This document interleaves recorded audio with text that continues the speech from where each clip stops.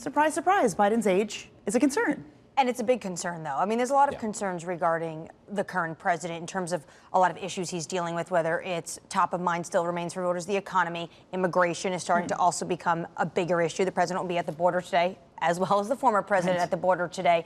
But when it comes to the age, this is going to be the stickiest and the trickiest for the Biden administration, the campaign, to really try to deal with. And this comes after the special counsel report, which called the president, quote, a well-meaning elderly man with a poor memory. Now, we did see pushback, though, from his physician yesterday. Biden was at Walter Reed Medical Center. He had his physical yearly exam, and the physician said yesterday he's, quote, fit for duty, healthy, active, robust, 81-year-old. But it doesn't matter what a physician says. It really doesn't matter what the special counsel says. It's what Americans in these swing states feel, and they just feel that he is too old. There's one caveat, though, in the data that I like to bring up. We've had a number of these polls tracking, and 3 of the 5 surveys we've conducted since October, Biden still leads Trump with voters who have unfavorable views of both of them.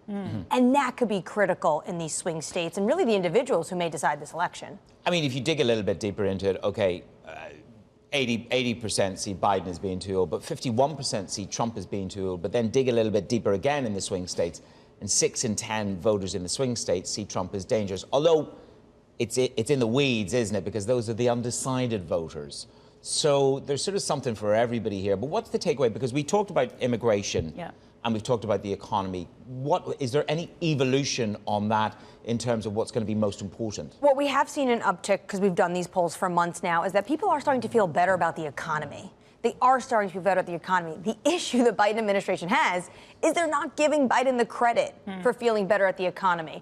One thing also we've noticed is that while still the economy remains the top issue, immigration is starting to tick higher. And we do know that this is something that the Trump campaign, they put a lot of pressure on Republicans to not deal with that border deal that the Senate backed in a bipartisan fashion, the Ukraine aid, also a border agreement, because they wanted to make this an election issue.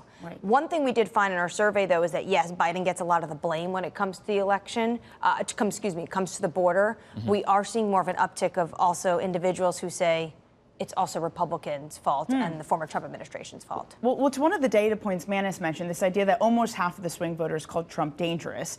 A lot of that probably, I'm assuming, has to do with some of his prosecution cases and the immunity from criminal prosecution. We know the Supreme Court is going to take it up.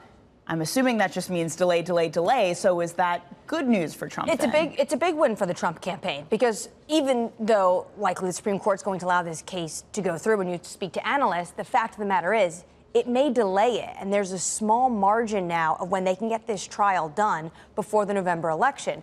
Trump wants this trial to go well through next year, doesn't want it to get done before the November election, because if you look in our data from our polling, swing state voters say he'll be unfit for office. They may not vote for him if he's convicted on any of these criminal charges. So that's one issue. And I also would note, when voters say he's dangerous, a lot of this has to do with the fact that he really degraded NATO. And this poll was conducted after those comments. And I think that's what some of these swing state voters are starting to reconcile with as well.